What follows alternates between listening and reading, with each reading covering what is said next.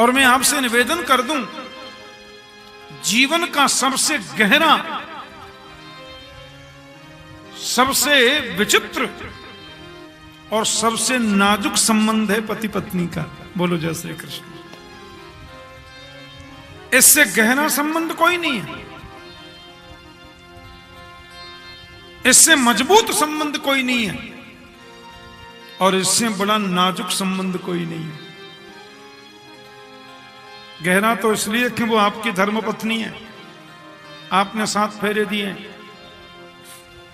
पति पूजा करे, पाठ करे, भजन करे, उपासना करे, प्रणाम करे, कथा सुने, उसका 50% फल पत्नी के खाते में ऑटोमेटिक जाता है। ध्यान से सुनना,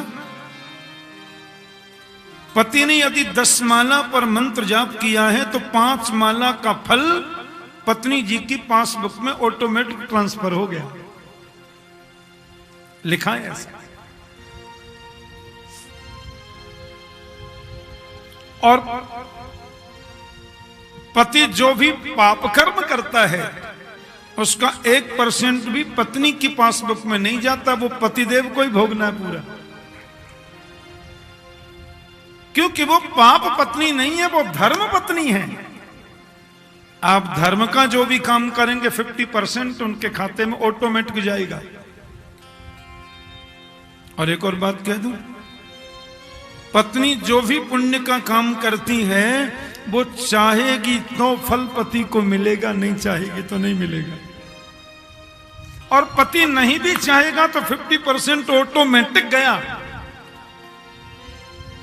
इतनी छूट क्यों? इतनी छूट इसलिए कि मेरे भारत की नारी अपने लिए तो कुछ करती ही नहीं है।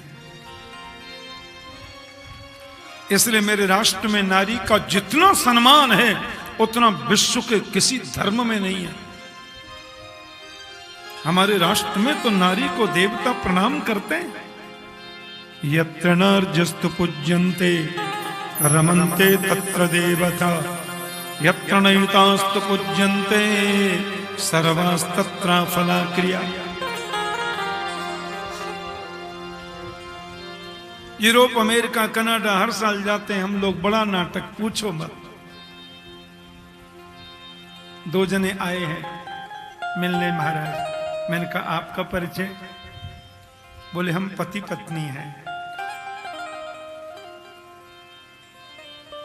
मैंने कहा अच्छा, ये दोनों बच्चे आपको? नहीं, ये हमारी पहली वाली पत्नी के हैं,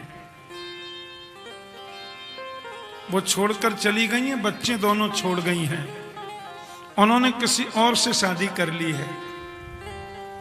मैंने कहा तो ये?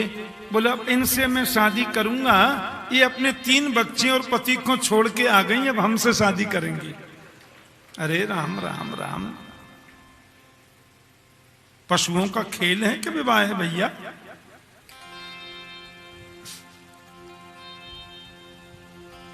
मैंने कहा तो कब कर रहे हो शादी?